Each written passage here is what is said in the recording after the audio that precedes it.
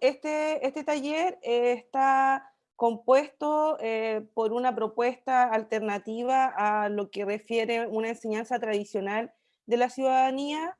Se registra, al menos como en la primera parte de esta exposición, nuestros correos electrónicos. No sé si puedes devolverte, Christopher, para que los puedan anotar o después los dejamos anotados también en el chat, en el caso que quieran consultar o profundizar o generar algún tipo de diálogo más, digamos, más personal con respecto a la exposición, como así también ofrecerles también en alguna instancia bibliografía recomendada para poder hacer propuestas o levantamientos de trabajo didáctico respecto a este tema, ¿ya? Bien, decíamos que en un primer momento vamos a hablar de un para qué de la enseñanza de la formación o de la ciudadanía que se genera, ¿cierto?, en un contexto sociopolítico particular, ¿no? Dentro de esto vamos a hablar, que yo creo que ya es una referencia tradicional, del planteamiento de una interconexión a escala global donde efectivamente hay un desplazamiento del Estado, ¿cierto?, como la única unidad que generaba o posibilitaba la interacción social. Hoy día son distintos espacios donde se pueden generar estas interacciones, de hecho se habla de un Estado en red, ¿no? Donde participa junto a otros agentes políticos que incluso son los medios de comunicación y otras instancias que van permitiendo esta interacción que antes era controlada por la figura del Estado. También dentro de esta lógica, ¿cierto?, de interconexión hay una cierta conciencia de problemáticas sociopolíticas y económicas que son compartidas, ¿no? O sea, cuando hablamos de condiciones medioambientales o situaciones, digamos, problemáticas de derechos humanos en el caso particular, también lo podemos mencionar también como una especie de una conciencia cosmopolita que en otra escena no existía, ¿no? También dentro de esta figura se van incorporando, ¿cierto? Dentro de este develamiento del Estado como unidad exclusiva, otros segmentos sociales que habían sido excluidos por este, ¿no? Por lo tanto, van emergiendo sujetos legítimos que también hacen reclamos, ¿cierto?, de su propia memoria y también de sus propios derechos. En ese sentido, las memorias locales, ¿cierto?, lo territorial va alcanzando una figura, ¿cierto?, de relevancia y van cuestionando de alguna forma u otra esa memoria oficial que bien sabemos se transmite a través de distintos dispositivos, como son el currículum, los museos, ¿cierto? Y la literatura, etcétera. En ese marco, las identidades, ¿cierto?, van tomando tensión dentro de este marco nacional y también van haciendo un cuestionamiento, no solamente en el reconocimiento de lo cultural, sino también de lo político, o sea, cómo también una identidad política se va pluralizando, o sea, hay una pluralidad de sentidos respecto a cómo yo pertenezco a esta unidad territorial, que vamos a ver más adelante no se entiende desde la frontera, ¿cierto?, espacial y temporal definida por los marcos nacionales, sino que más bien también está vinculado con la propia experiencia de vida de los sujetos. Y otro aspecto que también nos parece relevante mencionar dentro de este contexto del para qué la formación de la ciudadanía y por lo tanto también aportar desde un enfoque crítico, ¿no? Porque podríamos haber partido diciendo qué es, ¿no? Definir conceptos y luego de eso ver cómo se va ajustando. Pero a nosotros nos interesa formar ciudadanía que efectivamente pueda responder a un contexto donde pueda generar acción de transformación. Y por lo tanto, en ese contexto, ¿cierto? Hay una apertura de los códigos disciplinares cuando se genera la incorporación de otros agentes que construyen el saber, ¿ya? O sea, hoy día el saber social también tiene validez frente al saber científico o disciplinar, ¿no? Y por ejemplo, en ese marco ya no hay un régimen de saber o un régimen de verdad, digamos, cerrado, sino más bien en abierta disputa a quién tiene las verdades y no ya la verdad y por lo tanto hay una especie de democratización también del saber y por lo tanto en esa democratización hay muchas más posibilidades de ampliar los sentidos del conocimiento. Llevado eso al ámbito educativo, decir que algunos autores plantean que nos encontramos en una escena de las sociedades del conocimiento, a propósito de lo que mencioné anteriormente, donde hay otros agentes o son mayor, o hay o es mayoritaria la capacidad de los agentes de participar en la construcción de ese conocimiento, de la información masiva, ¿cierto?, disponible en distintos espacios. De hecho, nosotros mismos lo vivimos, ¿no?, cuando tenemos una torre de Babel de información disponible, pero sin la capacidad de poder quizás como apropiarla y transformarla, porque finalmente la información por la información no tiene sentido. En ese sentido, la incorporación de la tecnología digital en la gestión del conocimiento hace ver de alguna forma u otra que la información está en todos lados, ¿cierto? Pero requiere sujetos con capacidades o habilidades propias para poder transformar esa información en conocimiento que tenga una validez o que tenga una responsabilidad social, ¿no? O sea, construir conocimiento no es un ejercicio de por sí, sino que también tiene que responder a las problemáticas, ¿verdad?, que demanda la sociedad actual. Y dentro de eso mismo, también dentro de la escena del contexto educativo, estamos hablando de una formación de identidades multiculturales. O sea, ¿en qué sentido hoy día los miembros de los grupos que están disponibles o están dentro del espacio escolar ya no responden a una especie de entidad homogénea, ¿no? Como así lo había pensado desde la sala o desde el aula ideal, ¿cierto? Los pensadores del ámbito educativo, sino que hoy día se refieren a una escena mucho más diversa, ¿no? Y dentro de esa diversidad también mencionar, ¿cierto?, que hay aspectos comunes que se pueden compartir dentro de las diferencias, pero también reconocer las similitudes o la igualdad frente a ciertos contextos, por ejemplo, en lo que refiere al marco de la inmigración. En ese sentido, para cerrar este momento, ¿cierto?, del taller, pensamos que la valoración espacial, ¿cierto?, estas nuevas valoraciones de lo local y lo global, son escenarios abiertos a las disputas, donde las relaciones y dimensiones de los territorios ya no están uniformes, sino más bien se van ampliando, se van relacionando, y eso genera, como decía al inicio, una cierta conciencia cosmopolita que permite no solamente pensar, en el caso de los derechos humanos, la universalidad de por sí, sino también pensar cuál es el sentido de lo universal que hemos ido adquiriendo respecto a esta idea de globalización, entendiendo que la globalización es una relación social, ¿no? Y por tanto, si las relaciones sociales cambian, la globalización también cambia. También dentro de esta figura del Estado, ¿cierto? O política, es evidente la figura de la crisis del pacto social en el sentido de este Estado, ¿verdad?, tradicional, donde la deslegitimidad de las vías institucionales de la política son evidentes cuando observamos, ¿cierto?, un estallido, ¿no?, que todavía nos inunda y que próximamente tendríamos una especie de acercamiento a una resolución institucional, ¿cierto?, a esa vía de crisis, ¿no?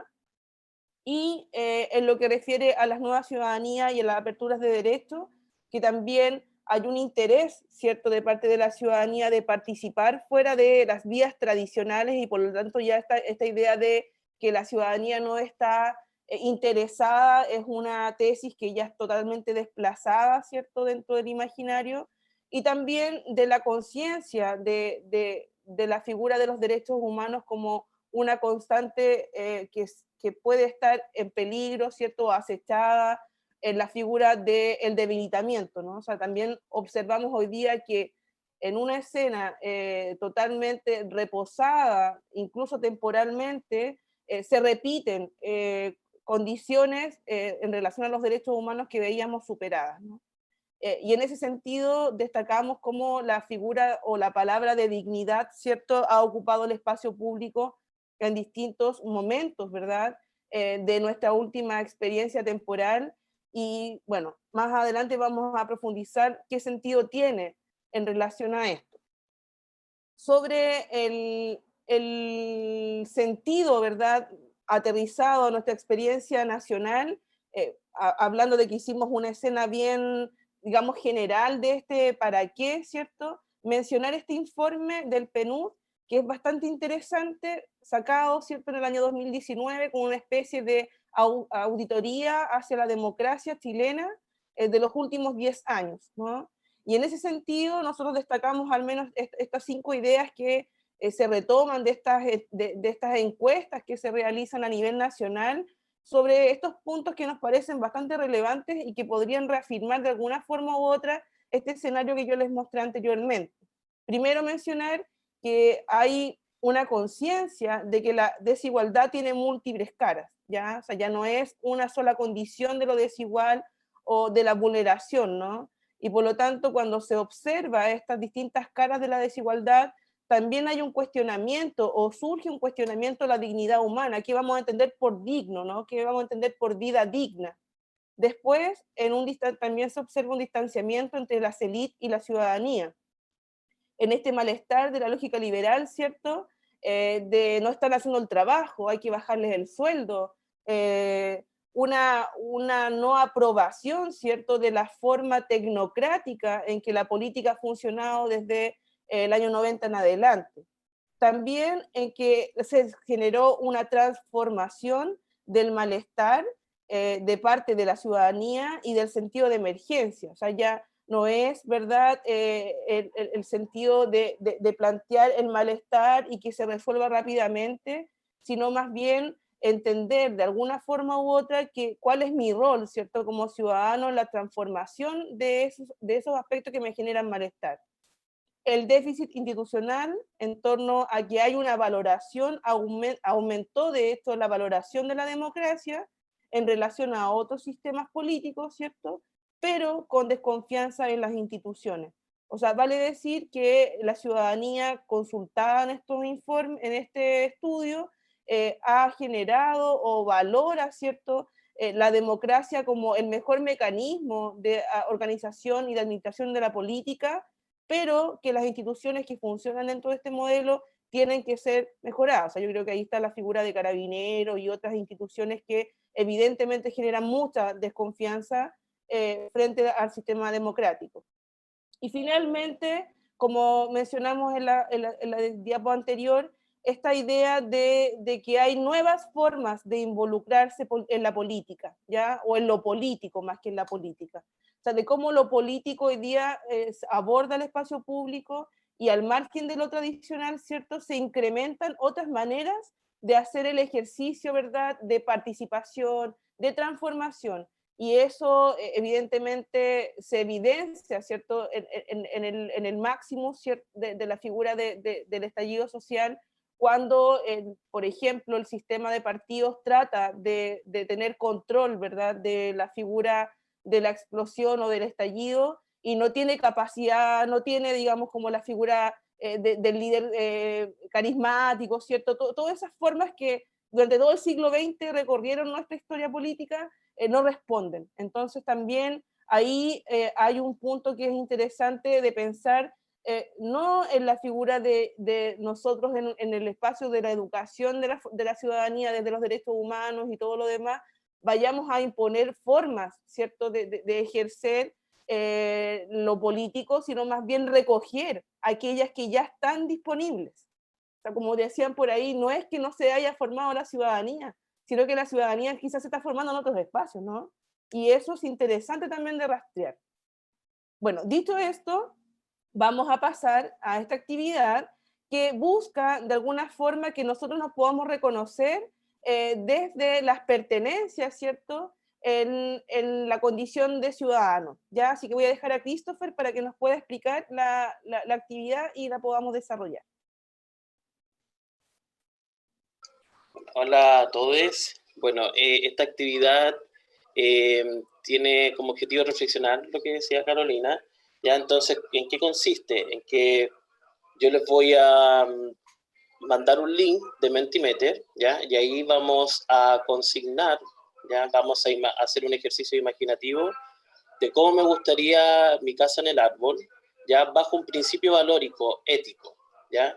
Incluir, por ejemplo, un valor, ¿ya? Del cual estaría a favor, y un valor, o un antivalor, perdón, en donde estaría en contra esta casa en el árbol, ¿ya? Hacer este ejercicio imaginativo de de relación, por ejemplo, con el territorio en donde se encontraría esa casa, para luego ver los conceptos que van apareciendo de todos ustedes y llevarlos a una reflexión en torno a estos mismos y a las posibles tensiones que se pueden evidenciar en este ejercicio imaginativo, como por ejemplo la igualdad, diversidad, ¿ya? Interés público, el interés privado, ¿ya? Entonces, les voy a dejar por el chat el link. Espérenme un segundo, Y vamos a escuchar la canción. y vamos a escuchar mientras la canción cuando les comparto el link. Y asegurar de copiar el link bien. Entonces, va para todos el link, ¿ya? Del Mentimeter. ¿Ya? No sé si, bueno, por ejemplo, ¿ya? Ahí está el link. Funcionaría de la siguiente manera, ¿ya? Les voy a mostrar,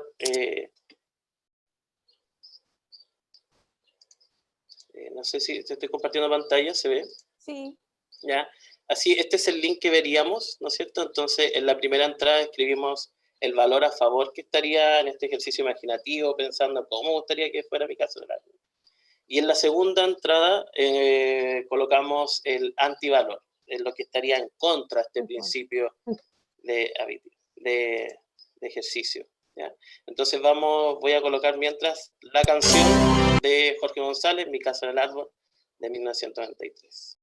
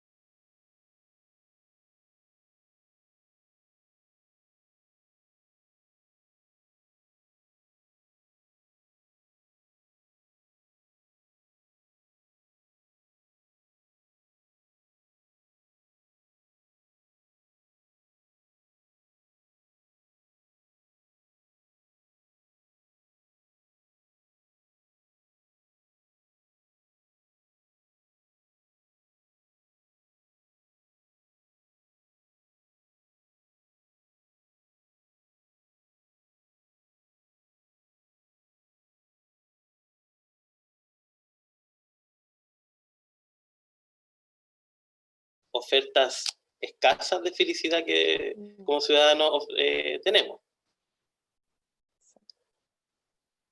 ¿Ya? Y en contraposición, por ejemplo, van apareciendo intolerancia, discriminación, tristeza, propiedad privada, podría ser valor, antivalor,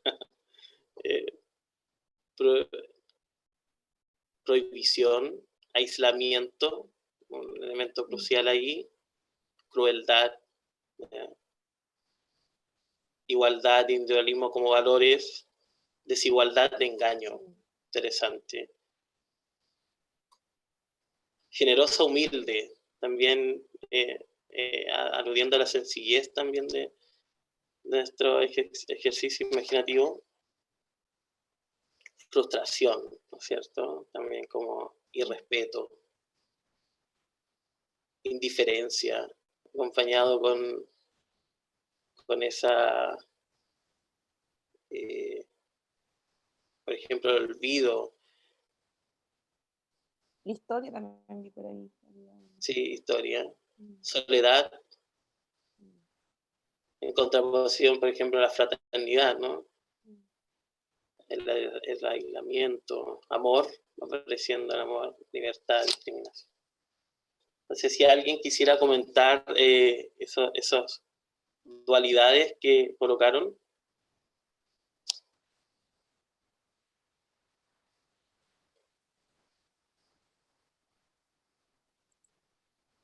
Este primer acercamiento podemos evidenciar cómo, en el fondo, nosotros al imaginarnos una casa, también estamos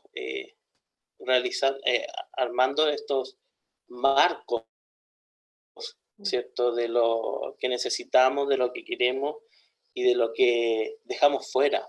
Entonces, como bien decía Carolina, esto va poniendo una perspectiva desde el bosque, más que del árbol.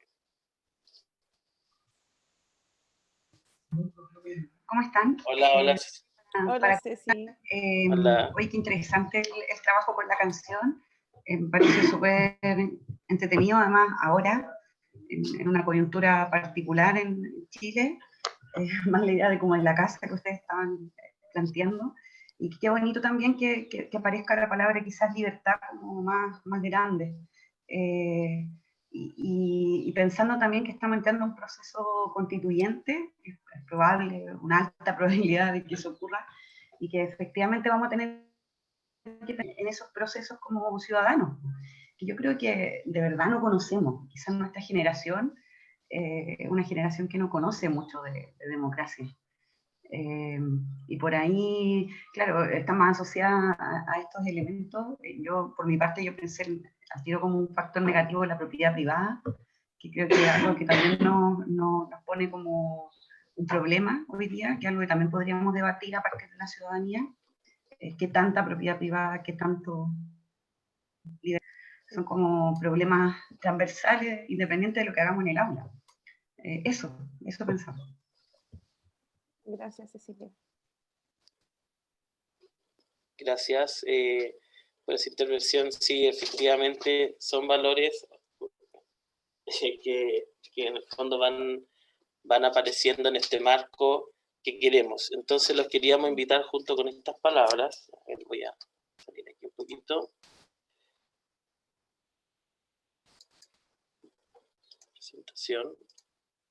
Ya, es en torno a reflexionar en este mismo ejercicio sobre estas preguntas que nosotros tenemos y que en el fondo van tensionando la construcción de mi casa en el árbol, de nuestra casa en el árbol, en relación con otros. ¿Ya? Entonces, por ejemplo, ¿la libertad será un atributo de los árboles o del bosque? ¿Qué hacer con el árbol que no piensa como el bosque? En una área, ¿no es cierto?, de estas casas. ¿La seguridad se queda en cada árbol o le damos prioridad, por ejemplo, a la seguridad al bosque? ¿Cuál sería el mejor mecanismo, por ejemplo, para tomar decisiones justas en el bosque? ¿Cómo se expresarían entonces las identidades de los árboles en un marco de pertenencia común?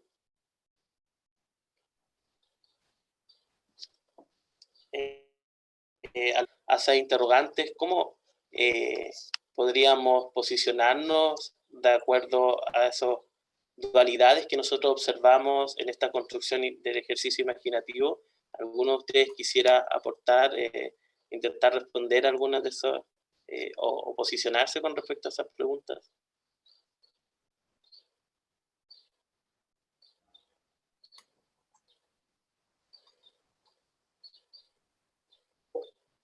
Bueno, en un ejercicio didáctico que incluye este tipo de noción, es importante que, por ejemplo, con los alumnos, nosotros vamos tensionando estas mismas dualidades que nosotros hicimos en el ejercicio imaginativo a llevarlos a estas problemáticas, porque son parte de la convivencia y de las relaciones sociales que en el fondo nosotros tenemos en un marco común.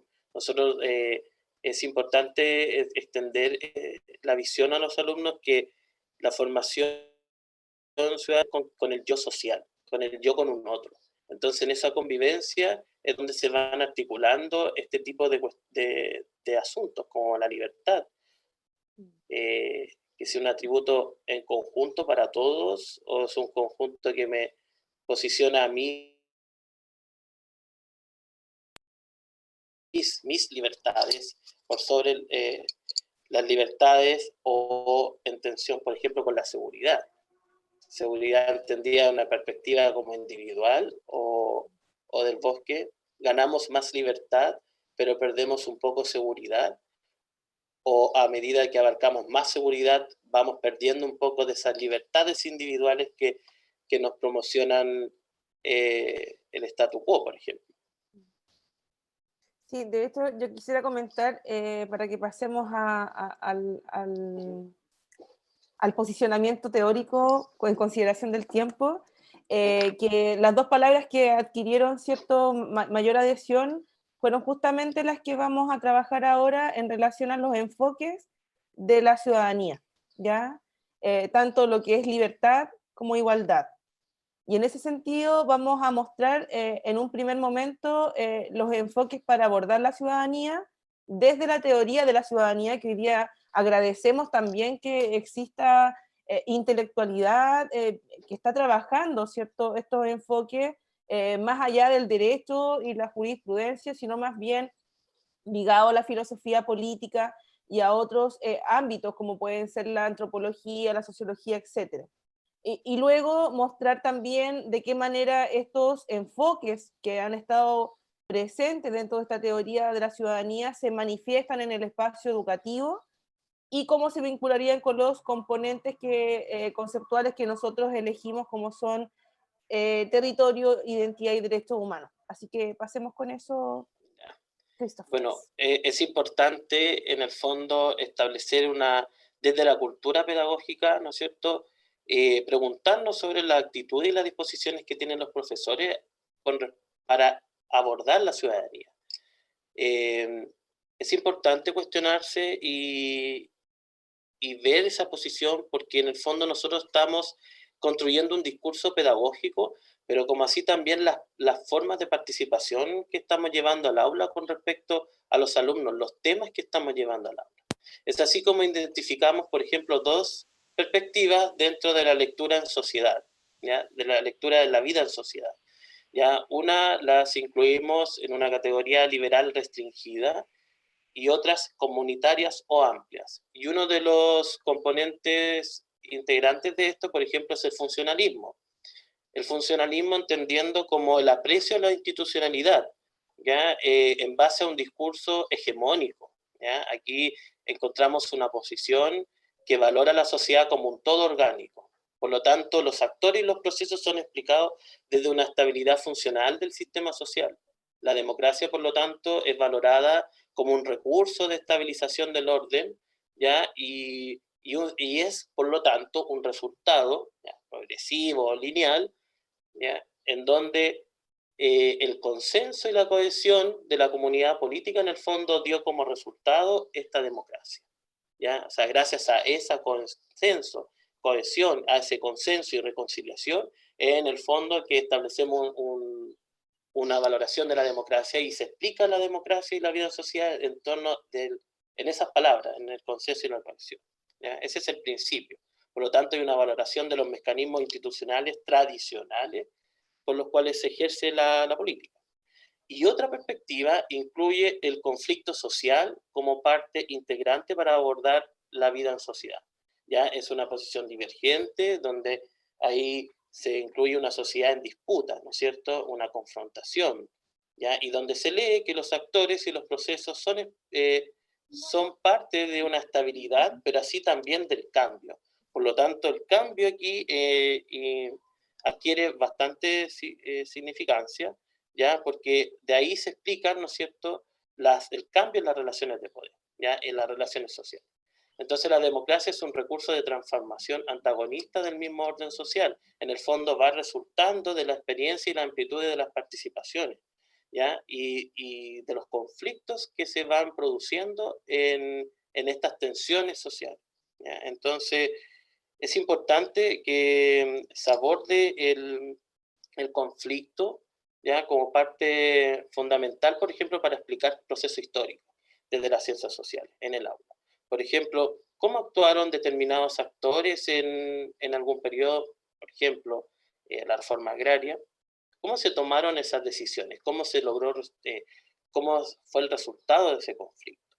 Entonces, ¿qué es lo que se pone en evidencia en el conflicto? Y aquí es un ejercicio que no solamente demanda al profesor y a los alumnos a que hagan un ejercicio de contraponer el conflicto como si fuera una oposición de sujetos que se están contraponiendo ideológicamente solamente, ¿ya? De posturas políticas solamente, sino que también el conflicto se explica en términos sociales, culturales, económicos también. Entonces, ver la complejidad del conflicto en su conjunto, ¿ya? Y es el motor de cambio, por eso lo valoramos, porque la realidad colectiva que los estudiantes enfrentan es conflictiva, es compleja. Entonces, al obviar el conflicto, en el fondo estamos haciendo una simplificación y un funcionalismo, por lo tanto, de los temas que abordamos en el aula, ¿ya? Y sobre todo para abordar la ciudadanía. Entonces, es permitirles a los alumnos establecer visiones discordantes, ¿ya? Visiones discordantes de la realidad y de los procesos históricos que estamos explicando en el aula, ¿ya? Darle la oportunidad a esos espacios de desencuentro. Otra perspectiva para abordar la ciudadanía dentro de esta categoría liberal restringida, ¿ya? Es el minimalismo, ¿ya? Ahí como que abordamos ya la ciudadanía a secas, ¿ya? Y es una educación cívica tradicional en donde se pone el rol de los contenidos conceptuales como articulante en estas explicaciones. Entonces el aprendizaje que se espera de los alumnos es que establezcan una legalidad, ¿ya? Un respeto de la ley, ¿ya? Y se establece un discurso pedagógico desde la homogeneidad, ¿ya? Homogenización, en donde hay una ciudadanía como componente identitario definitorio de, por ejemplo, los estudiantes, ¿ya? Aquí lo que prima es el contrato legal, ¿no es cierto?, entre el individuo y el Estado. Tenemos ciudadanía porque en el fondo nos vinculamos con un Estado y en razón de eso tenemos un contrato, un pacto político, un pacto jurídico. Entonces, la identidad es externa, entonces la relación con el territorio, ¿no es cierto?, está limitada por el Estado soberano. Nosotros pertenecemos a un territorio, pero ese territorio está construido desde una perspectiva nacional, ¿no es cierto? Hay una visión jerárquica y técnica de lo político, por lo tanto, una dependencia de ese territorio, porque es soberano, sobre todo el Estado, y una pasividad, ¿ya? Porque dejamos actuar la institucionalidad, ¿no es cierto?, en las decisiones representativas. Y en relación a los derechos humanos, aquí abordamos los derechos de primer orden, ¿no es cierto?, de primera generación, como la libertad, la inviolabilidad. Esos son los que en el fondo se articulan desde esta perspectiva minimalista, ¿ya? Y lo más importante, la alfabetización constitucional. O sea, aprenderse bien, por ejemplo, la distribución de los poderes, etcétera. Y esta perspectiva, lo otro que es, absorbe los particularismos, ¿no es cierto? Porque por esta misma homogenización. Y una perspectiva maximalista, en el fondo, pone en evidencia la formación ciudadana en torno al desarrollo y actitudes del estudiante, ¿ya? Aquí no solamente se trata de que ellos tengan respete la legalidad, sino que se apropie de esos mecanismos para mejorarla y abolirla. O sea, se le ve como un genuino actor de la sociedad. Entonces aquí se intenta dar espacio a que los alumnos en el fondo hablen, ¿ya? Se valora el discurso pedagógico que actúa aquí, es un discurso de la diferenciación, valora la diferencia, ¿ya? Reconoce nuevos espacios espaciales y también de pertenencia con respecto a la identidad de los alumnos, de los estudiantes, de los sujetos en realidad, ¿ya? Entonces aquí tenemos una posición desde la ciudadanía en multiniveles, ¿ya? Aquí hay multiniveles, así nos pertenecemos a localidades, asuntos étnicos, nacionales, transnacionales, o sea, hay una multiplicidad de voces que están actuando, ¿no es cierto?, en estas ciudadanías, por eso hablamos de ciudadanías, ¿ya? Y en relación al territorio, por esta apertura territorial, en el fondo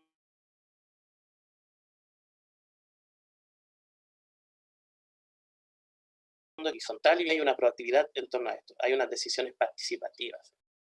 Y en relación a los derechos humanos, se incluyen todas las generaciones de derechos humanos, o sea, la primera, la segunda, relativa, por ejemplo, a los derechos de igualdad social, sociales, económicos, o de tercera generación también, como los derechos del medio ambiente, la paz, etc. ¿Ya? Entonces, y todo eso desde una perspectiva progresiva.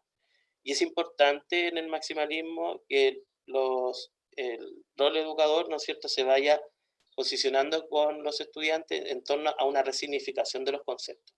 O sea, aquí no hay respuestas dadas, no establecemos como una suerte de paternalismo, sino que también vamos preguntándole a los alumnos, a los estudiantes, desde dónde venimos, de quiénes somos, hacia dónde vamos y qué es lo que queremos ser. Se da cabida a esas preguntas y por lo tanto ahí estamos viendo ya una polifonía de voces en el fondo, en el actuar del aula, y cómo se puede ir procesando esto mediante procesos de diálogo, debates, toma de decisiones, resolución de problemas, de la vida común, lecturas diversas también en el ejercicio, y por lo tanto incluiría el conflicto también como parte fundamental en explicar los procesos, ¿ya? Lo importante es dejar hablar a los estudiantes aquí, ¿ya? Es rastrear esta democracia que no entienden, ¿ya? Como profesor, no, sobre todo los estudiantes de enseñanza media no hacen hincapié en eso. No entendemos esta democracia, no entendemos esta institucionalidad, y por eso es que se ve esa lejanía. Entonces, vincular estas categorías como más de la identidad, del territorio, de los derechos humanos, en el fondo es preguntarle a los alumnos de dónde se sienten parte, y también hacia dónde ellos quieren ir. Es entregar un poco ese legado como profesor y dejarlos hablar. ¿Ya?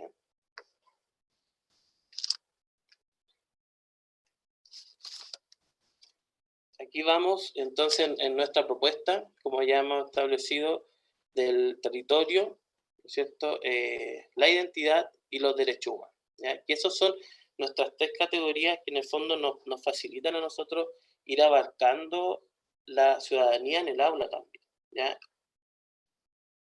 Entonces, dentro de esta apertura de la espacialidad, ¿no es cierto?, tenemos otras pertenencias, ¿ya? El territorio, tratar algo tan lejano que puede ser, por ejemplo, para los estudiantes, tratarlo de acercar, ¿no es cierto?, hacia ellos, resignificándolo. Carolina. Sí, en ese sentido apostamos por la categoría de territorio, considerando la pertenencia a un espacio y no la figura de lugar o espacio, por la abstracción que estos tienen, ¿no? Y por lo tanto hay una especie, ¿cierto?, de intención de poder reconocer cuáles son los bordes o las fronteras que los sujetos construyen en su familiarización con el espacio y se reconocen en él, ¿cierto? Y por lo tanto, al reconocerse también se hacen parte de las acciones de protección, de promoción, de defensa de esos espacios. Cabe destacar también que en la referencia de territorio hay un componente epistemológico del sur, ¿cierto?, vinculado con la experiencia latinoamericana, desde donde la noción de territorio ha permitido también el reclamo, ¿cierto?, de las identidades culturales vinculadas con la tierra.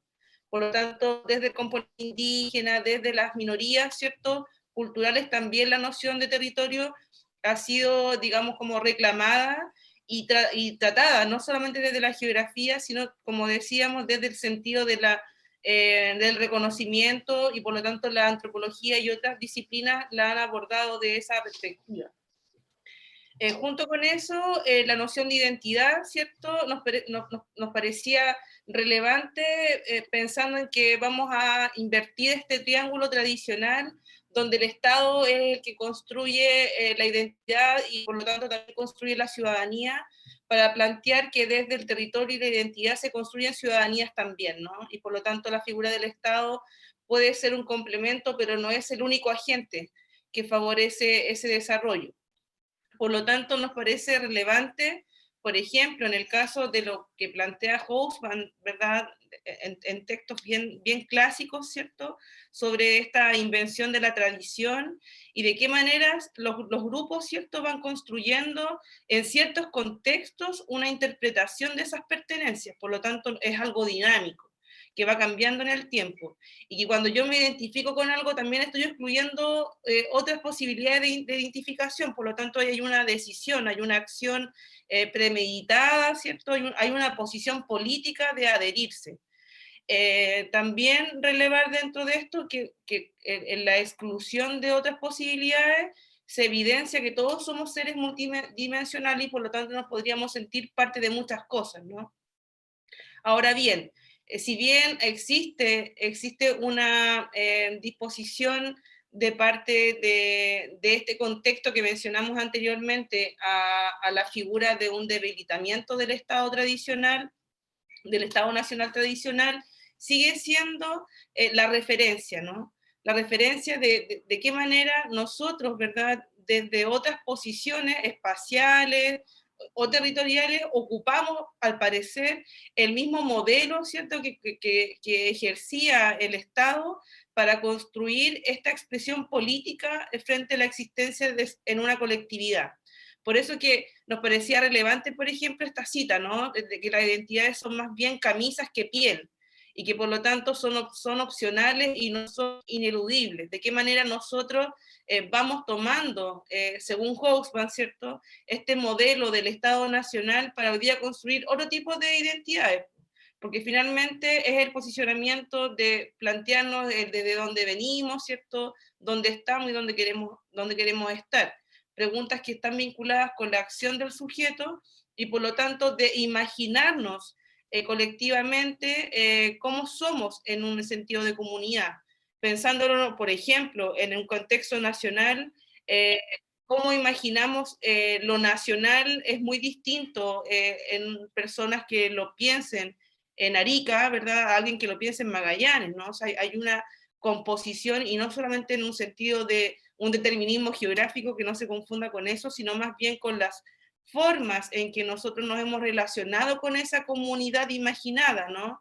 Y de que por lo tanto, siguiendo a García Canclini, ¿cierto?, estas narrativas de las diferencias, ¿cierto?, con las diferencias con los otros que están fuera, también habla de las desigualdades que hemos tenido los grupos, ¿cierto?, para apropiarnos de eso como un elegido.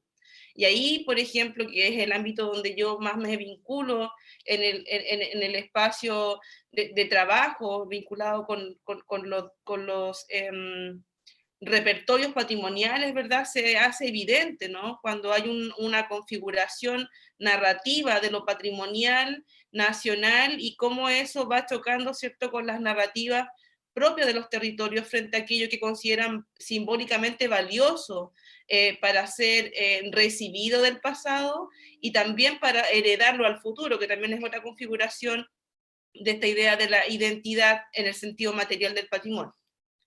Y por último, desde la construcción, ¿cierto?, de los derechos humanos como una configuración propia, ¿cierto?, de esta convocatoria, que si bien no es la central, sino más bien es un agente o es un eje que viene a nutrir, ¿cierto?, esta ciudadanía que nosotros consideramos relevante para la escena contextual.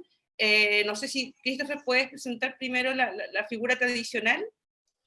Claro, dentro de una visión jurídica convencional, ¿no es cierto?, los derechos humanos se exponen con características que podemos reconocer como que la sociedad contemporánea en el fondo ha expuesto por la condición del ser humano, ¿no es cierto?, estos derechos, por el solo hecho de serlo.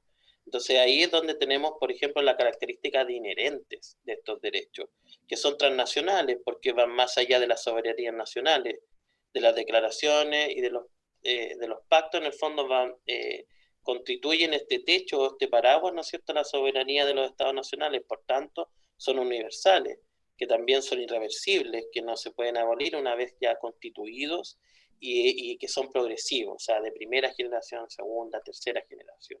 Y en esta perspectiva tradicional es donde se funda un Estado de Derecho planetario, ¿okay? Así es el Estado de Derecho que garante, ¿no es cierto?, de estos derechos desde una perspectiva más convencional y jurídica, ¿no es cierto?, en donde el Estado debe respetar y garantizar y satisfacer, ¿no es cierto?, estos derechos.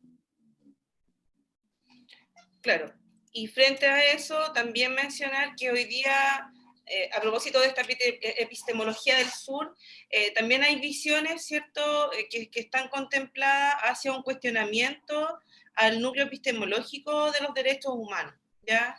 Así como es un discurso, ¿cierto?, de lo universal, también dentro de una escena de lo global se menciona, por ejemplo, a través de Sosa Santos, que existe una especie de localismo globalizado, o sea, un espacio local, ¿verdad?, que ha triunfado dentro del contexto global, y dentro de ese triunfalismo también hay una imposición de ver o de priorizar ciertos derechos por sobre otros, ¿no? Y por lo tanto, dentro de esta condición, ¿verdad?, de tener éxito en extender su alcance dentro del globo, se busca cierta legitimidad dentro de los espacios locales para poder fundamentar, ¿cierto?, cierta visión de los derechos que, como también dice Facín, no solamente refieren a una categorización o una descripción de derechos, sino también a definir o conceptualizar la noción de dignidad humana, ¿no? O sea, de qué manera a través de la noción de derechos vamos construyendo un discurso de lo humano, o sea, qué es dignidad dentro del sentido humano, en qué espacios, ¿verdad?, se van constituyendo esas figuras.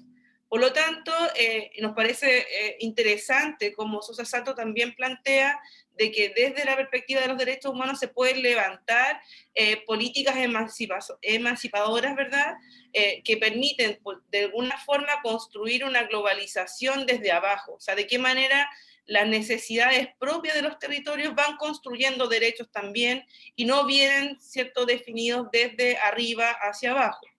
Y eso uno lo puede evidenciar en problemáticas que van desde pactos económicos, ¿cierto?, que presentan ciertas obligatoriedades a los estados para poder firmar ciertos tratados, ¿verdad? Y que en el fondo van en desmedro de la propia realidad de las escenas locales. Y eso no quiere decir que existan derechos que son más importantes que los otros, sino que también no hay que desconocer que hay derechos que son mucho más emergentes, ¿no? O sea, que están mucho más vinculados con la emergencia. Y por lo tanto, no sé, el derecho a la conectividad, evidentemente hoy día dentro de la escena de lo pandémico, se ha evidenciado dentro de la desigualdad y de un posicionamiento, ¿verdad?, desigual frente al acceso al derecho a la educación y a otros más, pueden estar también, digamos, invisibilizando el cumplimiento de otros derechos que pueden ser mucho más esenciales, ¿no? Que están vinculados con el derecho a, digamos, a salud, el derecho a un sueldo digno, etc. Por lo tanto, acá también hacemos alusión, pensando en el cuadro que nos mencionaba Christopher anteriormente, entre el minimalismo y el maximalismo, de qué manera existe, ¿cierto?, una tendencia a valorar, por ejemplo, los derechos de primera generación que están constituidos en respuesta a la amenaza del Estado, pero también tenemos derechos, ¿cierto?, que pueden contribuir a la dignidad humana, que requieren del Estado. O sea, de qué manera nosotros podemos, en esta figura emancipatoria, ¿cierto?, poder articular ambos momentos. Y esa es un poco también la tesis de nuestra propuesta, que lo minimalista y lo maximalista también tienen que articularse y no podríamos optar solamente por uno. O sea, no solamente en el caso de la educación en derechos humanos nos sirve conocer los derechos, porque eso va a asegurar que no se violen los derechos, eso no nos asegura nada. También requiere de otros componentes, ¿verdad?, que pueden estar vinculados con habilidades psicoemocionales, ¿cierto?, actitudinales, y por lo tanto, en el acercamiento desde el territorio que está configurado hacia la identidad, la formación de la ciudadanía con un mandato ético-político como son los derechos humanos es mucho más posible, ¿no?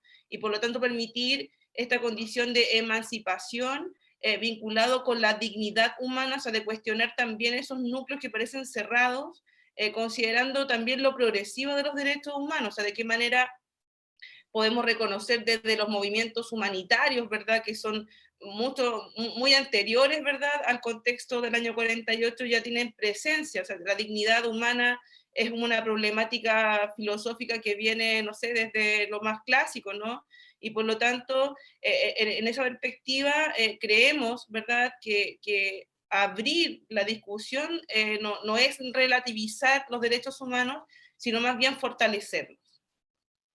Ahí está un poquito el cuadro como de síntesis de esta propuesta, que si bien era un triángulo, apareció ahí un círculo, pero igual se entiende. Y mostrarles, ¿cierto?, que también, así como hicimos el ejercicio anterior sobre la ciudadanía, también pensar ahora la ciudadanía y los derechos humanos desde la enseñanza, desde un contexto del pasado reciente, que también es un aspecto relevante, porque cuando hacemos el trabajo de educación en derechos humanos, es inevitable, ¿verdad?, que el pasado reciente, ese pasado que está relacionado con la dictadura cívico-militar, ¿verdad?, y la experiencia de violación y vulneración de derechos humanos, se hagan parte de la experiencia educativa, ¿no? O sea, también desde para y el cómo enseñar en derechos humanos, evidentemente va a estar bajo ese contexto que no podemos obviar. Así que pasamos a la actividad número 2. Perdón, me adelanté. Bueno, ahí hay un cuadro que diseñamos también mirando a un autor bastante interesante que es Santi Esteban, quien habla desde las finalidades de la enseñanza, que están vinculadas con identidad, territorio y derechos humanos, pensando, ¿verdad?, en su descripción, en las dicotomías que van a estar presentes dentro de esas finalidades, y la funcionalidad para el estudiante. Por ejemplo, desde las finalidades culturales, entender las formas de pensar y representar el mundo de la comunidad, desde la identidad colectiva, ¿cierto? ¿Cuáles son las dicotomías o estas tensiones, la identidad, la alteridad, lo local, lo global? De qué manera esto ayuda al estudiante en el proceso de sociabilización en la comunidad, ¿no? Y si lo llevamos al ámbito político, ¿cierto?, desarrollar capacidades creativas para pensar futuros alternativos y capacidades críticas, de participación democrática para la acción social. Las dicotomías son escuela-sociedad, individualismo, participación, neutralidad, intencionalidad, y esto, ¿verdad?, permite que un efecto de contrasocialización necesario para el desarrollo del pensamiento crítico en los estudiantes, que es muy importante, y la ayuda a pensar alternativa y tomar decisiones, tanto en situaciones que pueden ser, digamos, como de prueba, imaginativas dentro del aula, para que efectivamente cuando esté en situación de poder, pueda realizar, ¿verdad?, y tomar las mejores decisiones dentro del espacio público.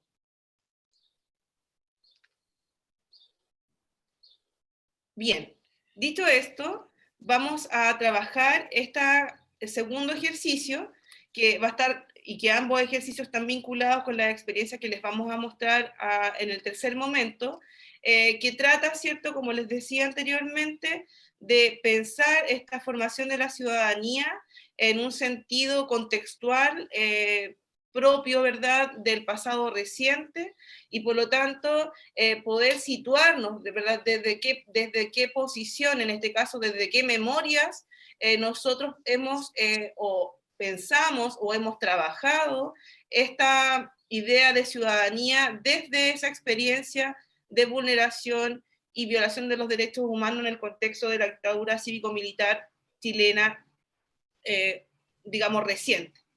Dentro de eso le vamos a mostrar un marco, ¿cierto?, conceptual propuesto por Esther, quien habla de la construcción de memorias emblemáticas en el caso chileno, donde al menos se mencionan 4 experiencias de memoria, o sea, de memorias que buscarían narrar, ¿cierto?, la experiencia del pasado reciente, y la idea es que ustedes puedan tomar posición por alguna de ellas, ya sea en el ámbito personal como en el familiar, ¿cierto? Y también reconocer en el espacio público cuál creen ustedes que tiene mayor fuerza o ha sido, digamos, ha sido más materializada a través de distintos dispositivos. Y para eso vamos a hacer un espacio de trabajo grupal a través de una plataforma de pizarra. No sé si lo puedes explicar tú, Christopher. Sí, bueno, lo que vamos a hacer a continuación, yo les voy a enviar un link, voy a hacer sesiones de grupo, como somos 18, vamos a crear a lo mejor 3 grupos, ¿ya? Entonces yo les voy a mandar, aparece en cada pizarrita un resumen de cuáles serían estas memorias emblemáticas, y les voy a enviar un PDF donde ustedes pueden acceder ya con mayor detalle a estas memorias emblemáticas. Entonces es Jamboard, no sé si ustedes lo conocen, voy a mostrar, está aquí,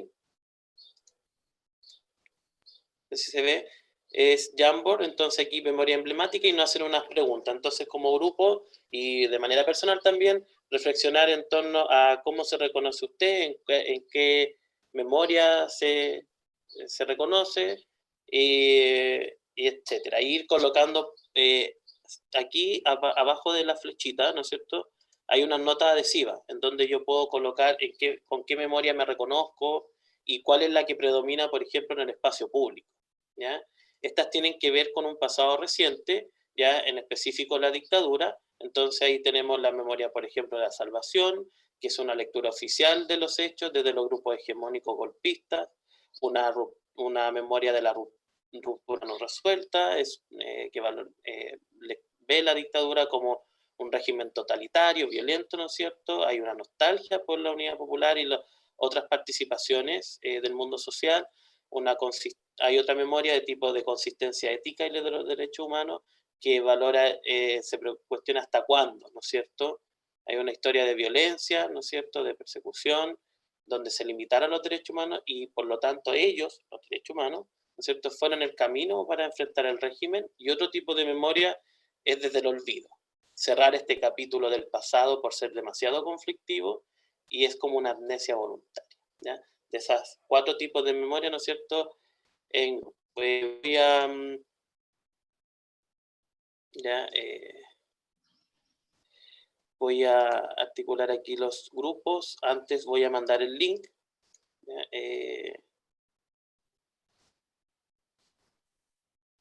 Por chat,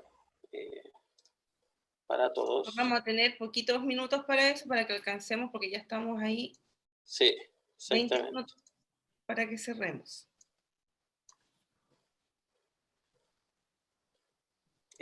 Parece, a ver, tengo que dejar de compartir Parece que la anfitrión tiene solamente la opción de compartir, de crear los grupos.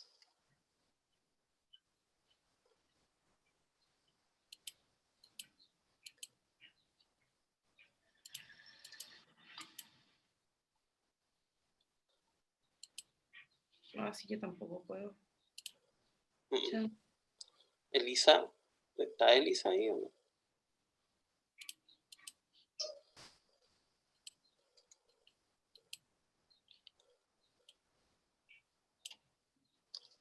No. Podríamos, hagamos todos esos grupos, porque no podemos.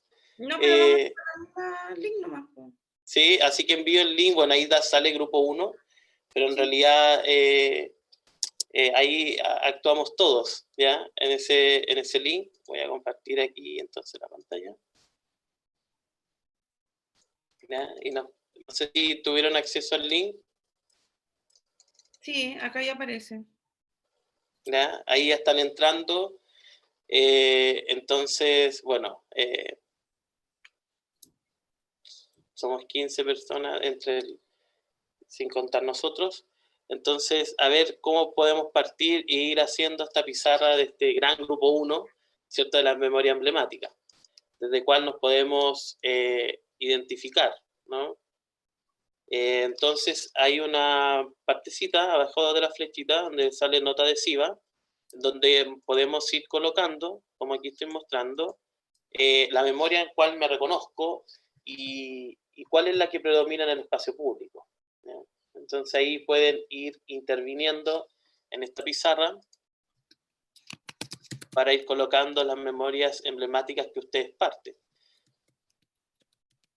Entonces, por ejemplo, rememorar entonces el ejercicio con los discursos que hay en la familia, en uno, ¿no es cierto? Con el cual nos reconocemos. Memoria de salvación, una ruptura no resuelta, ahí aparece un cuadro ahí como resumen, voy a ampliar. Ahí está más ampliado, ¿ya? Donde podemos ver así resumidamente estas memorias emblemáticas.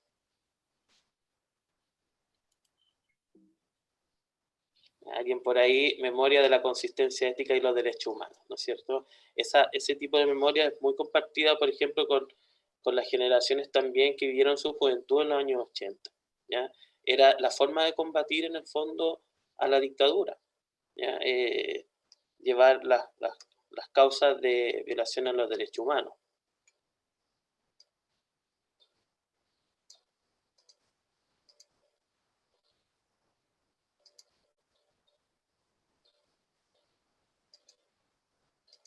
Pueden hacer zoom también para ir viendo con mayor detalle ese resumen, ¿ya? De los tipos de memorias. ¿Ya? Muchos están en ruptura no resuelta. Ahí pueden ir moviendo sus posts y agrandarlos también para que los vamos visualizando.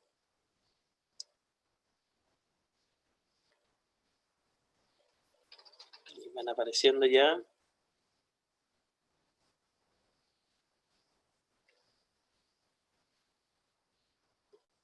Pueden colocarlo igual encima si ya se interiorizaron en los tipos de memoria. Pueden ahí colocarlo encimita.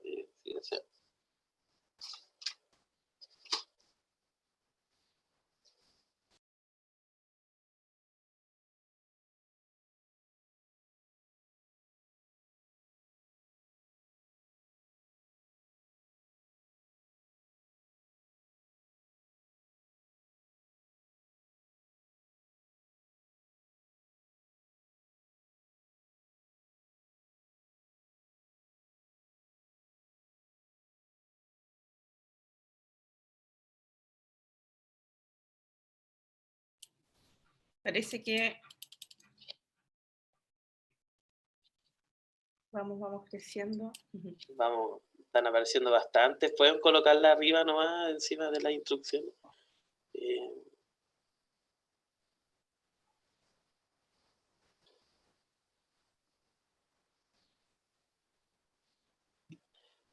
Entre ruptura no resuelta y memoria de la consistencia ética de los derechos humanos está inclinada a la pizarra, ¿no es cierto? Me reconozco en una memoria de consistencia ética y de derechos humanos, obviamente en proceso y aprendiendo. Creo que nuestra sociedad es diferente y hemos visto cómo existen también las otras memorias. Interesante. Sí, de hecho el autor dice como mínimo 4, pero pueden haber muchas más. Exactamente. Siempre teniendo en cuenta las polifonías de las voces, ¿no? Sí, sí. Consistencia ética de los derechos humanos. Los derechos humanos deben ser esenciales, pero lamentablemente en nuestra sociedad aún se vulneran. Exactamente. Es como puede ser una continuidad aquello. Personalmente me reconozco en la memoria desde la consistencia ética de los derechos humanos, sin embargo mi familia se reconoce en la memoria del olvido, ya que es un tema delicado para ellos.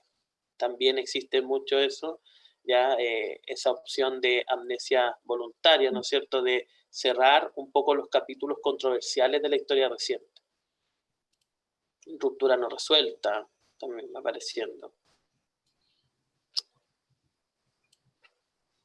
Muy bien. ¿Qué actitud, si alguien quiere opinar también, lo puede hacer? No sé si quieren les damos la palabra, por ejemplo, para verbalizar también lo que van colocando o reflexionar en torno a qué actitud o acción asume frente a la memoria dominante.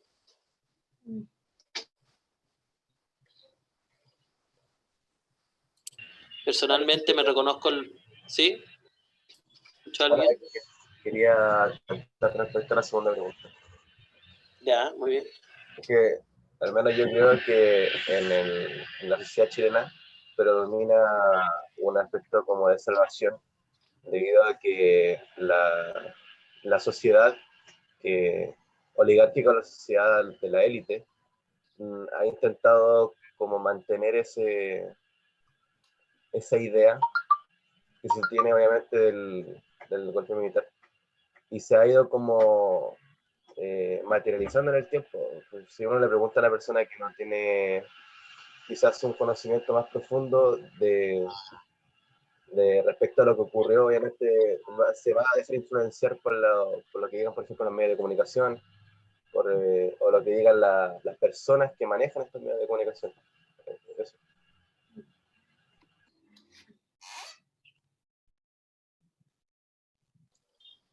Concordamos mucho contigo. De hecho, ahora en la escena de la discusión entre el apruebo y el rechazo, yo creo que se ha manifestado bastante lo que dice acá el compañero.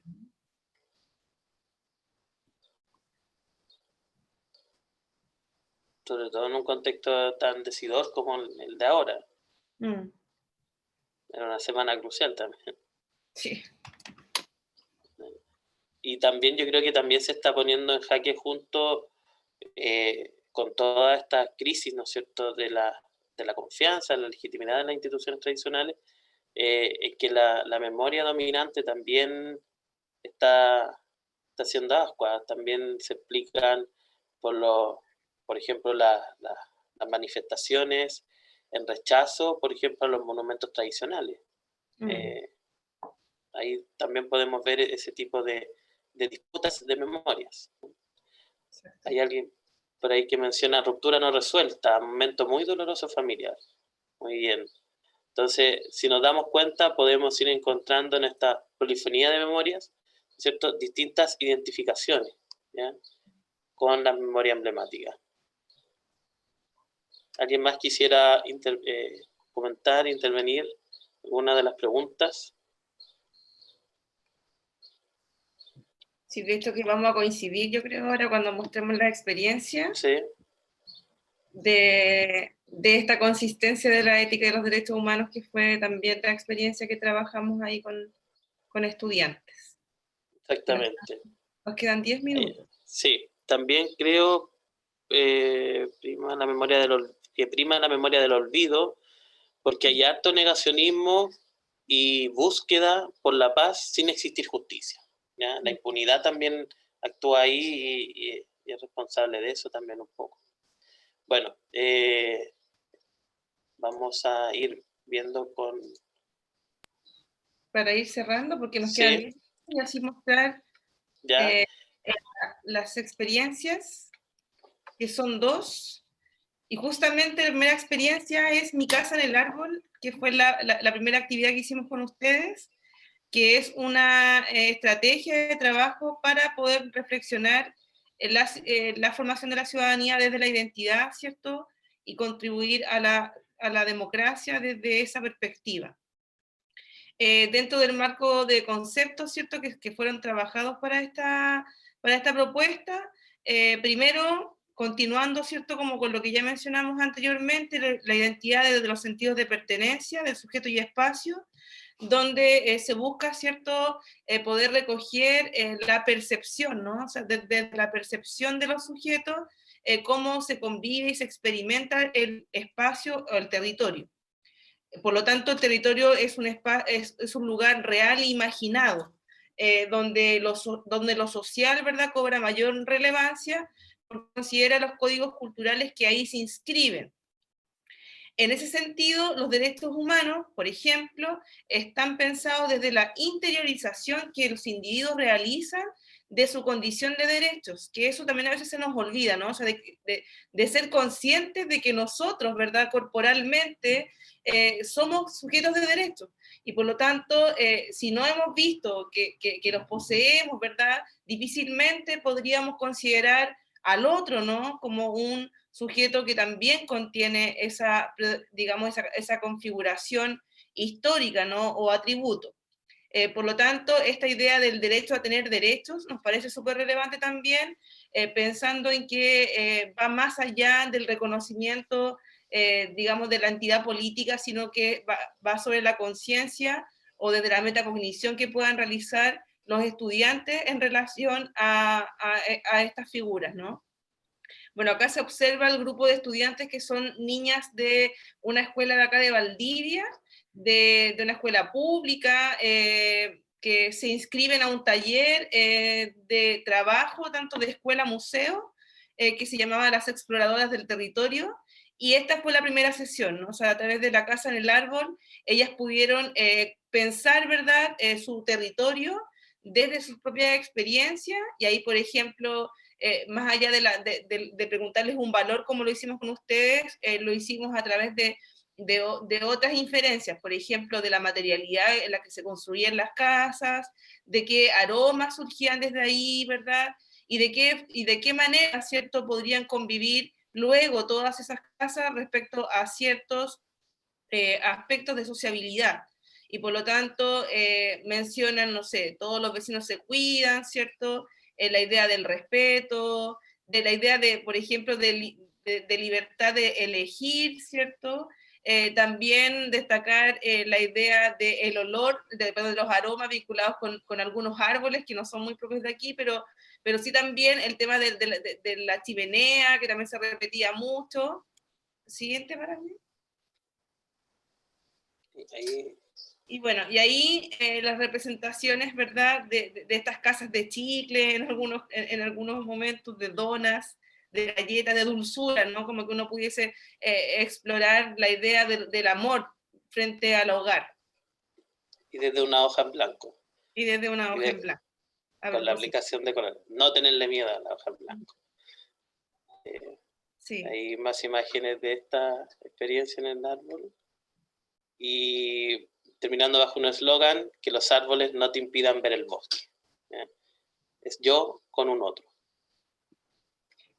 Y en el caso de la experiencia 2, vinculada con el pasado reciente, esta corresponde a un programa que realizamos junto al Museo de la Memoria y los Derechos Humanos en la ciudad de Valparaíso en el año 2016, y que es un programa que busca visibilizar, apoyar y promover ciertas experiencias locales de memoria desde las nuevas generaciones para problematizar, ¿cierto?, la situación de derechos humanos durante la última dictadura cívico-militar.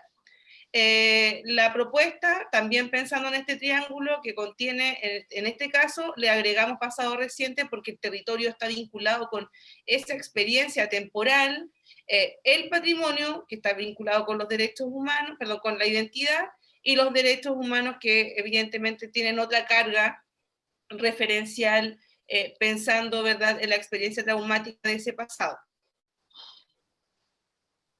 En la configuración, ¿cierto?, conceptual, nuevamente tomar posición respecto a ciertos espacios conceptuales que nos permitan movernos dentro de esta propuesta, primero desde el pasado reciente, considerándolo tanto como un momento, pero también como un campo de estudios, donde se trabaja específicamente la experiencia de la violencia política y las profundas transformaciones que se viven dentro del contexto de las dictaduras cívico-militares, no solamente chilenas, sino de América Latina durante la mitad del siglo XX.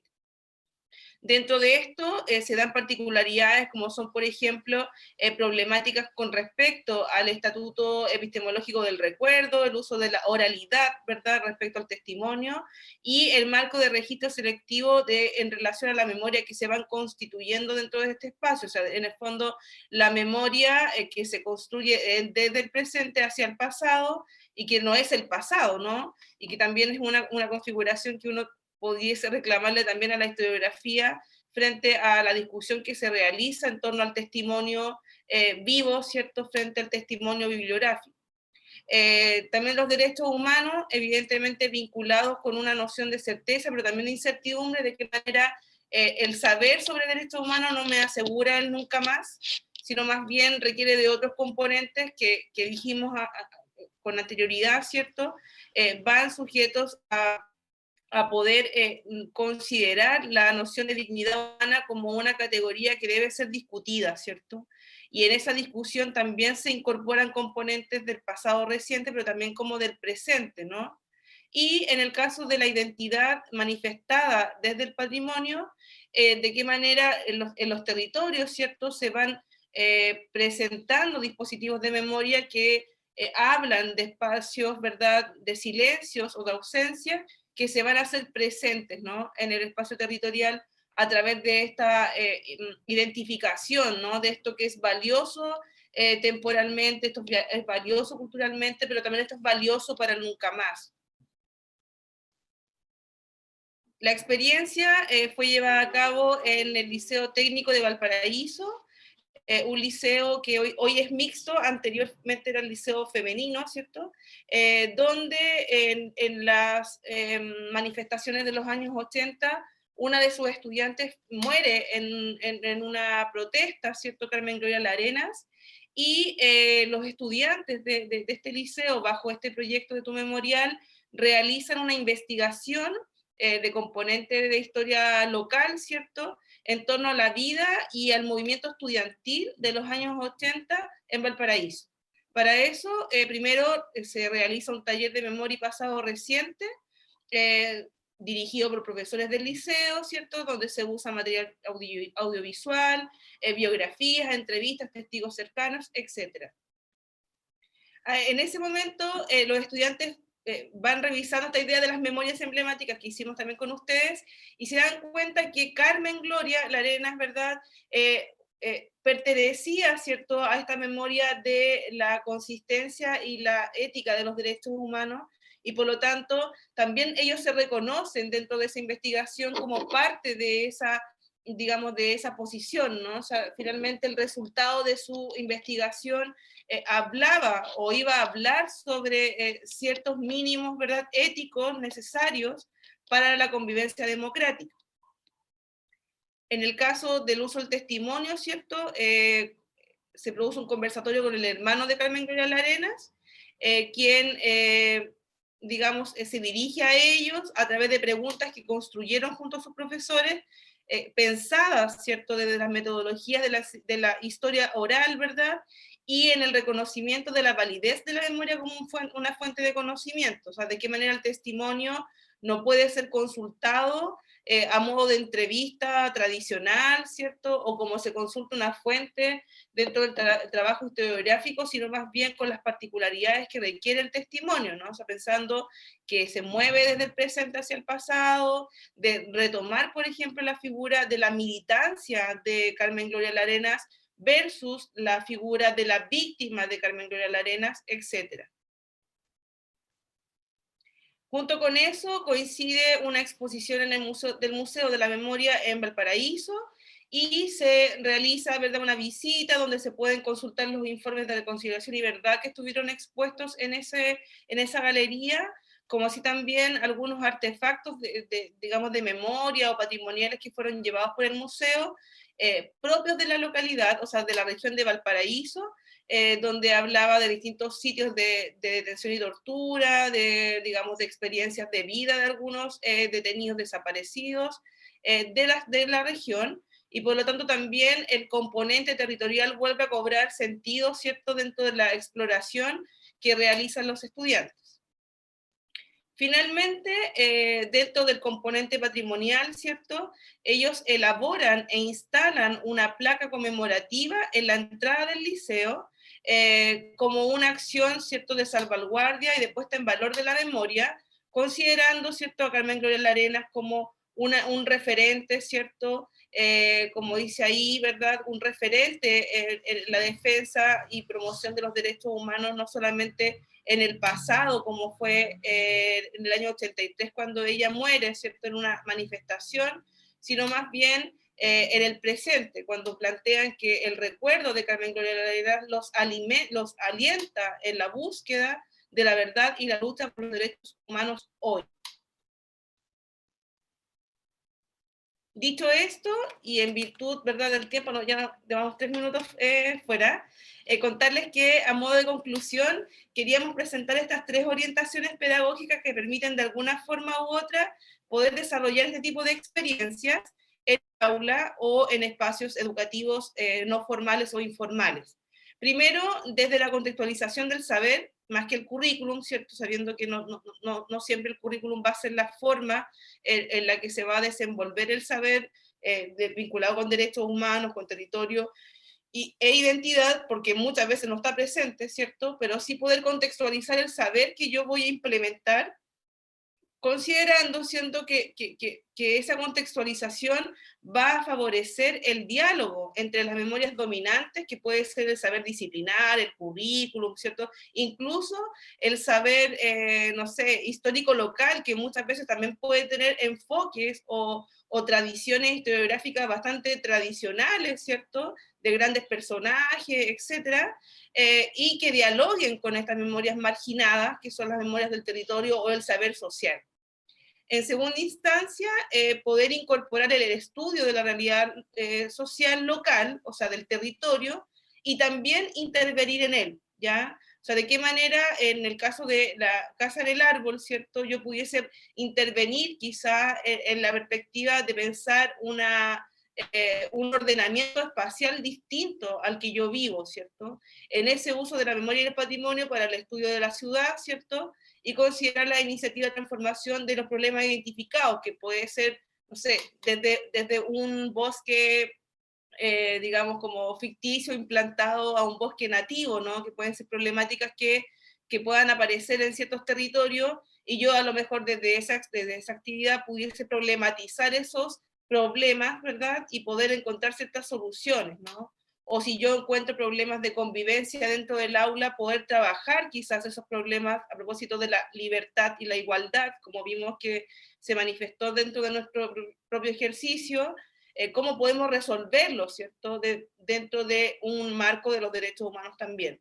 Y finalmente, que a mí me parece súper interesante, y aquí también concordamos con Christopher a propósito de nuestras experiencias en aula y en otros lugares, es la posibilidad de favorecer el desarrollo de habilidades, de conocimientos y capacidades ciudadanas, ¿cierto?, más que competencias, a través de aprendizajes basados en proyectos. O sea, de qué manera yo puedo diseñar y ejecutar proyectos escolares, ¿cierto?, considerando a los estudiantes. O sea, de qué manera participan desde la definición de objetivos, desde la ejecución, ¿verdad?, de recursos, desde la toma de decisiones, hasta que puedan identificar, ¿cierto?, seleccionar el artefacto final, ¿no? O sea, que puedan ver su proceso, puedan evaluarse progresivamente en cómo fueron construyendo por ejemplo, esa placa, ¿no?, que vimos al final de la experiencia memorial, que ellos partieron desde el inicio, ¿cierto?, y fueron viendo los avances y de qué manera ese resultado termina interviniendo, por ejemplo, la ocupación de la memoria de la consistencia de los derechos humanos en el espacio público, porque la entrada del liceo está en una calle principal, ¿no? O sea, y también puede discutir con la memoria de la salvación que va a pasar caminando por ahí, o va a pasar a través de un diario, ¿cierto? Y por lo tanto genera o permite la deliberación frente a ciertos temas, ¿verdad? Pero primordialmente desde siendo actores del aprendizaje y no, digamos, espectadores que aprenden o sitúan ciertas concepciones, ¿verdad?, de los derechos humanos o de la historia local, ¿verdad?, desde la vasija vacía que recibe el conocimiento del experto. Así que con eso yo creo que si podemos dejar un espacio para preguntas, comentarios, reclamos, sugerencias. Muchas gracias, igual por quedarse hasta esta hora. Sí, por seguir. Y bueno, para finalizar, siempre retomando de una perspectiva maximalista y abordando el conflicto, que hacerle el quite. Bueno, desde la red también queríamos agradecer a los talleristas. Gracias Carolina, gracias Christopher. Yo creo que sin duda fue un taller que nos nutrió a todos y a todas. Y como les decía, va a quedar grabado. La idea es que ustedes puedan en el fondo acceder al material. Y nada, yo creo que invitar siempre a replicar la experiencia, a conversar sobre estos temas. Así que muchas gracias. Yo les dejé allá en el chat las redes sociales de la red para que nos puedan seguir y bueno, invitados todos y todas a participar también de la red. ¿Ya? Es un espacio abierto a todos los equipos de educación de derechos humanos, tanto formal como informal. Así que muchas gracias. Gracias a ustedes por invitarnos.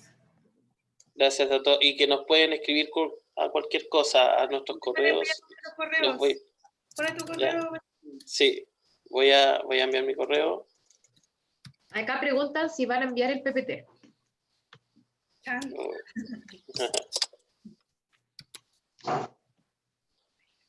No, tendrían que pedirlo. Ahí están los Ahí correos. está mi de los correo. Ahí, talleristas. a ver, perdón, el mío no. Ahí lo envío para todos. Nos envíen al correo. Los que Al quieran. correo. Igual podemos mandar también la bibliografía Sí, recomendada, sí, ahí actualizadas. que es bien variable y buenísima. Ay, la foto, Marando. Ah, y la foto, no sé si pueden prender su camarita todos. Ah, súper. Chicos, a ver. Para sacar una fotito ahí.